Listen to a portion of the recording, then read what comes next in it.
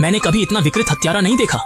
उसे लड़कियों की लाशों के प्रति अजीब आदत थी। वह उन्हें मानव मॉडल बना देता था, फिर उन्हें कलात्मक मुद्राओं में सजाता था। अगर परिणाम उसे संतुष्ट नहीं कर पाता तो वह हत्यारा उग्र हो जाता था। हालांकि उसके दिमाग में लगातार नए विचार आते रहते थे, जिससे वह तुरंत नया तरीका खोज लेता था। उसने लड़की के हाथों से उसकी आंखें ढक दी, जिससे वह रोने जैसी मुद्रा में दिखने लगी। यह मुद्रा तो वाकई बेहद खूबसूरत थी। हत्यारा इतनी उत्तेजना में था कि खुद को संभाल नहीं पा रहा था। उसने लड़की की लाश को कार में रखा, उसे शांत समुद्र तट पर ले गया, अपनी कला को पेश करने लगा।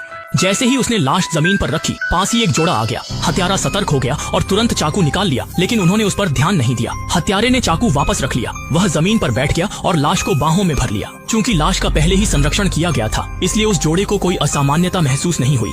अगले दिन समुद्र तट पर पर्यटक आ गए। एक अंकल ने पास बैठी लड़की को देखा तो उन्हें अजीब लगा, क्योंकि वह लगातार अपनी आंखें ढके हुए। वह लड़की के पास गए और पूछा क्या हुआ, और दयालुता से अपनी पानी की बोतल उसे दे दी, लेकिन लड़की बिल्कुल नहीं हिली।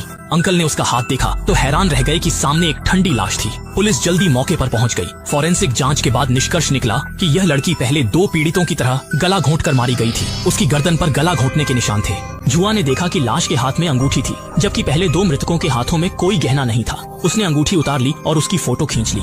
पुलिस ने पता लगाया कि लड़की का नाम फेई फेई था, जिसकी एक करीबी सहेली थी। वे तुरंत उसकी सहेली के घर पहुंचे। फेई फेई की मौत की खबर सुनकर उसकी सहेली गहरे दुख में रोने लगी।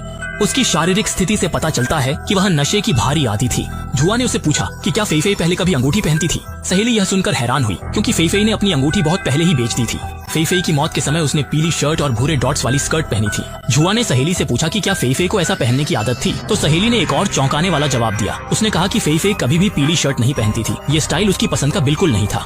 जुआ के विश्लेषण के बाद उसे लगा कि जिन महिलाओं की हत्या हुई, वे मरते समय जो कपड़े पहने थी वे उनके अपने नहीं थे, बल्कि हत्यारे ने खास तौर पर खरीदकर लाशों को पहनाए और उन्हें एक खास अंदाज में सजाया। दोनों तुरंत शॉपिंग सेंटर पहुंचे ताकि मृतकों के कपड़ों का स्रोत ढूंढा जा सके। कई दिनों की तलाश के बाद आखिरकार वे वही कपड़े ढूंढ पाए जो फेई फेई ने पहने थे। दुकानदार ने ध्यान से याद किया और बताया कि वाकई एक अजीब सा आदमी कभी शोकेस के बाहर खड़ा होकर कपड़ों के मॉडल को घूरता रहा था, और वह आधे घंटे तक वहीं खड़ा रहा। इसके बाद वे दोनों सीसीटीवी देखने गए और सचमुच उन्होंने उस रहस्यमय आदमी को देखा जो बाहर खड़ा होकर कपड़ों के मॉडल को देर तक घूरता रहा। जाते समय वह रहस्यमय आदमी एक कार में बैठ गया। हालांकि कार का नंबर प्लेट साफ नहीं दिख रहा था, लेकिन माइक को एक दोस्त की पहचान थी, जिसने नंबर प्लेट सफलतापूर्वक निकाल लिया।